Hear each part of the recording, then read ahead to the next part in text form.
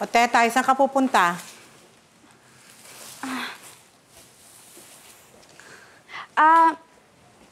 Madam, papapirma lang po sana ako. Nandito na din po yung incident report. Sinong may sabi sa'yong tapos na tayo? Paupo ka. Bagal! Ay, ito na.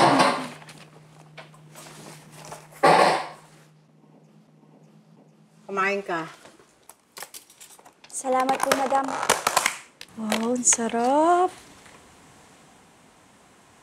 Madam, pasensya na po sa nangyari, Okay lang yon. Mabuti nga nasira na yun para matapon na. Kasi baka hindi ka pa pumayag na itapon ko yun. Pero, matanong ko lang po, madam. Bakit po ba gusto niyo na ipatapon yun? Eh, di ba po ang sabi niyo po sa akin, regalo niyo yun sa anak niyo?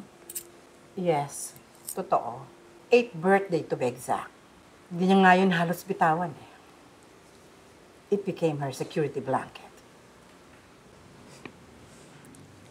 Security blanket, pero stuffed toy. Di ba, madam, dapat security stuffed toy? Eh? Nakakatawa yun? Pasensya na po. Pero well, as you can see, iniwan na niya. It means she doesn't need it anymore. Nasaan po ba siya, madam? Yung mga anak niyo po. Amerika. Eh, kayo po, madam. Saan po kayo? Dito, kasama mo. Oh, kausap mo pa nga ako, di ba? Iniwan ako mag-isa. Siguro hindi na ako kailangan. Oh well, choice naman nila yon. Benta ko na tong bahay na to. Kesa tumira ako dito mag-isa. Kaya nga ako tumawag sa Star Cleaner para mapatapon ng lahat ng yan.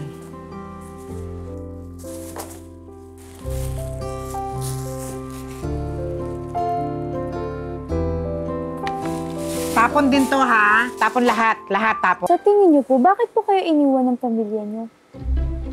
Ay! Pasensya na po, madam. Minsan po kasi talaga matabi yung bunganga ko, eh. Huwag niyo na pong sagutin.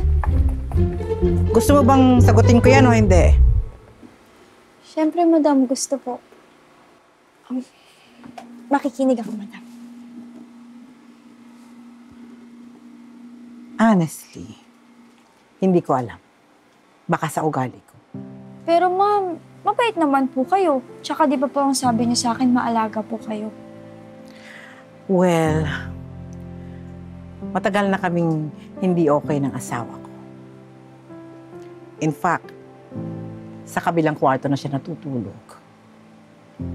I always overhear my children saying, "Nagger daw ako. Lagi ko daw kinokontrol yung mga buhay nila." Overprotective kasi ako. Dahil ayoko mangyari sa kanila yung nangyari sa daddy ko. Yung biglang nawala. Kaya, look at me now. I'm alone. Yung pagiging overprotective ko ang naglayo sa akin sa kanila. Pero, madam, enough reason po yun para iwanan nila kayo.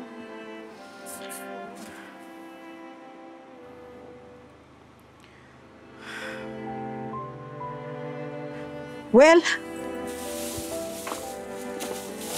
that's their decision. Ako, okay na ako. Gusto ko nang mag-move on. Mag-move forward.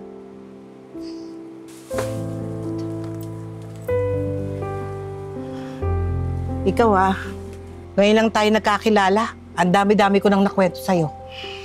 Yan ba talaga isa sa requirement ng Star Cleaner? Madam, isa po talaga yun sa mga charms ko. Tsaka, isa po yun yung traits ng Star Cleaner of the Month. Pero alam mo, sa totoo lang, matagal nang tahimik tong bahay na to. Pag wala nang dumating ka, umingay siyang uli. Ang ingay mo kasi. Madam, huwag na po kayo umiyak. Hindi na, ang ingay mo. Huwag na po kayo umiyak. O, yun na naman, maingay ka.